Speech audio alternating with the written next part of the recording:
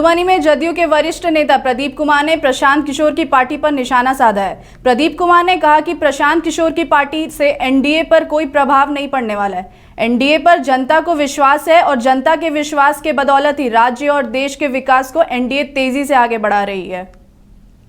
हमको तो कहीं यह बात समझ में ही नहीं आ रहा है कि प्रशांत किशोर जी के पार्टी के गठन के बाद किसी भी दल में भगदड़ की मचा हुआ है। जो आप बोल रहे हैं यह आप निश्चित रूप से मान के चलिए, जो प्रशांत किशोर जी के गठन के बाद वही लोग उसमें सम्मिलित हुए हैं जो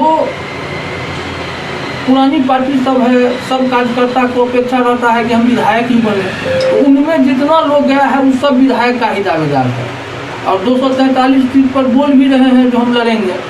देख लीजिएगा, यदि एक भी सीट उनको आ गया तो बोलिएगा कि हम पार्टी के तरफ से माफ़ी मांग लेंगे। मैंने आपका कथन है कि उनको आने से कोई प्रभाव जदयू या एनडीए में कोई प्रभाव नहीं पड़ने, एनडीए में कोई प्रभाव नहीं पड़ेगा, बल्कि किसी भी दल पर कोई प्रभाव नहीं पड़ेगा। क्योंकि प्रशांत किशोर जी एक हलवाई बढ़िया है, तो जो बढ़िया हलवाई होता है वो आपके खर्चे पर भोज बढ़िया बना सकता है।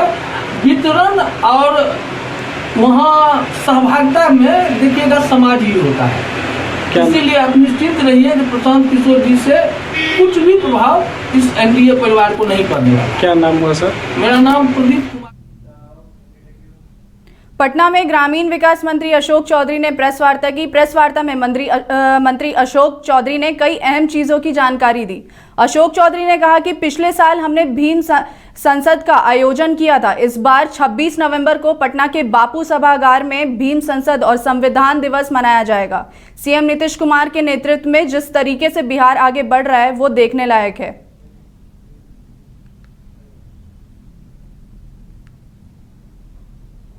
हम लोगों ने 26 नवंबर को संविधान दिवस के उपलक्ष्य में हम लोगों ने बिहार के मुख्यमंत्री नीतीश कुमार शक्तिपीठ मां पटनेश्वरी के दरबार पहुंचे, जहां उन्होंने पूजा अर्चना की।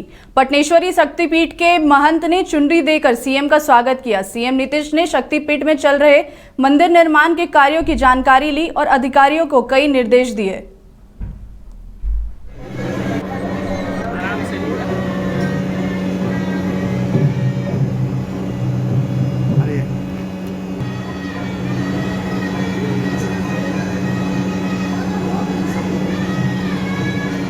बिहार के सीएम नीतीश कुमार ने मां शीतला मंदिर में पूजा अर्चना की है। शीतला मंदिर में पूजा अर्चना कर मुख्यमंत्री नीतीश कुमार ने राज्य के सुख समृद्धि और खुशहाली की कामना की है।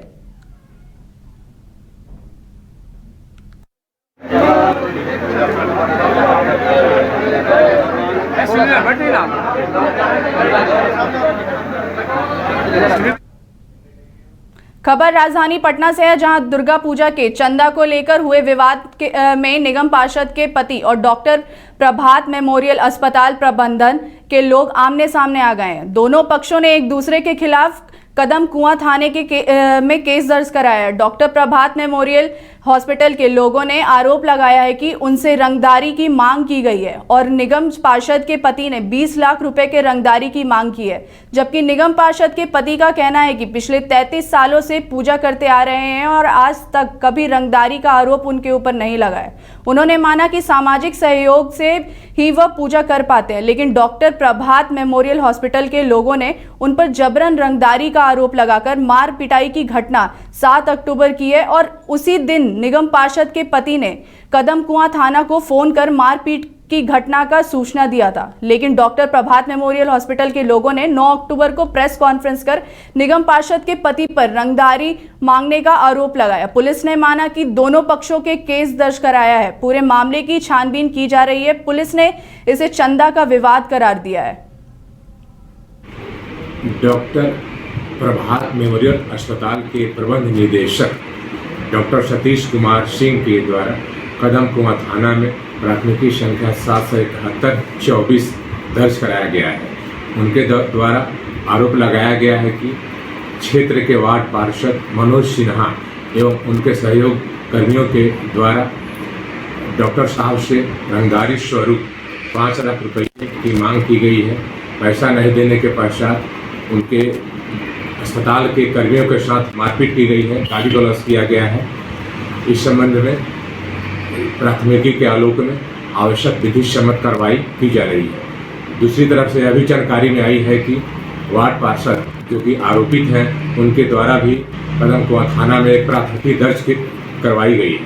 उन्होंने यह आरोप लगाया है कि वे पूजा समिति हेतु चंदा की मांग करने के लिए उक्त अस्पताल में गए थे और चंदा की मांग करने के क्रम में अस्पताल के कर्मियों के साथ उनकी कुछ बातचीत हुई और उस क्रम में बात आगे बढ़ गया और आपस में मारपीट की घटना घटित हुई है। दोनों पक्षों के द्वारा दिए गए प्राथमिकी के आलोक में विधि सम्मत कार्रवाई की जा रही है। डॉक्टर प्रभात मेमोरियल अस्पताल के प्रबंध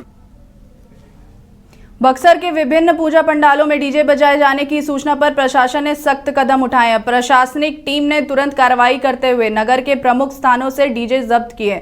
ज्योति प्रकाश चौक और मल्ला टोली से सबके पहले डीजे जब्त किए गए। इसके बाद टीम ने पूरे नगर में भ्रमण किया। एसडीपीओ धीरज कुमार ने जानकारी दी कि पहले से ही पूजा समितियों को डीजे बजाने पर रोक की सूचना दी जा चुकी थी, लेकिन इसके बावजूद नियमों का उल्लंघन किया गया। उन्होंने कहा कि डीजे बजाने वालों के खिलाफ कानूनी कार्रवाई की जाएगी।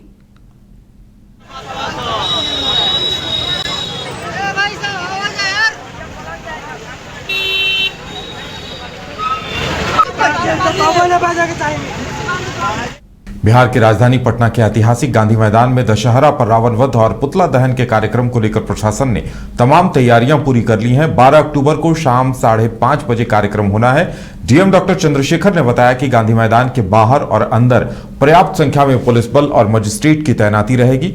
फायर ब्रिगेड की टीमों के अलावा 18 एम्बुलेंस भी तैनात रहेंगे। एहतियातन सभी अस्पताल को भी अलर्ट मोड में रखा गया है। एसएसपी राजीव मिश्रा ने बताया कि मैदान के सभी गेट पर डीएसपी तैनात रहेंगे और पूरी सुरक्षा व्यवस्था 4 लेयर की गई है ताकि निगरानी और चौकसी चाक चौबंद रहे। ये रावण वध का मुख्य कार्यक्रम गांधी मैदान में 12 तारीख को है और बाकी पूरे जिले में लगभग 17 जगह पर है।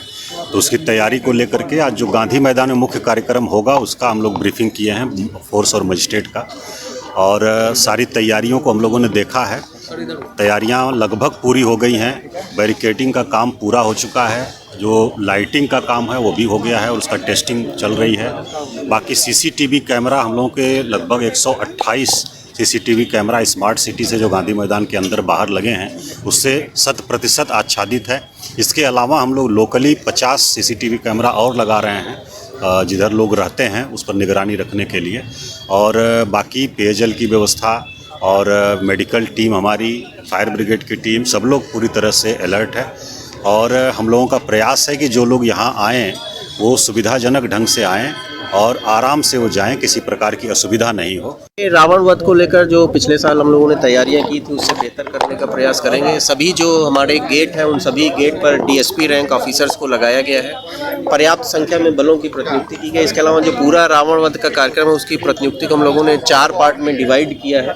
एक गांधी मैदान के अंदर की प्रतिनियुक्ति रहेगी जो सीनियर ऑफिसर सुपरवाइज करेंगे। उसके बाद जो गांधी मैदान पे गेट बने सारे गेट्स पर जो है प्रतिनियुक्ति रहेगी जिसमें डीएसपी रैंक ऑफिसर्स लगाए गए हैं। गांधी मैदान के बाहर जो चारों तरफ सड़क है और जो क्षेत्र लगता हुआ है उसको 4 भागों में बांट कर हम लोगों ने 4 पेट्रोलिंग, एक इंस्पेक्टर रैंक ऑफिसर्स के साथ जो लगातार पेट्रोल करते रहेंगे और उनकी जिम्मेदारी ये रहेगी कि पूरा जो रोड है वो स्मूथ रहे, कहीं कोई भी जो है गैर जरूरी सामग्री या कोई भी वाहन इत्यादि खड़ा नहीं हो।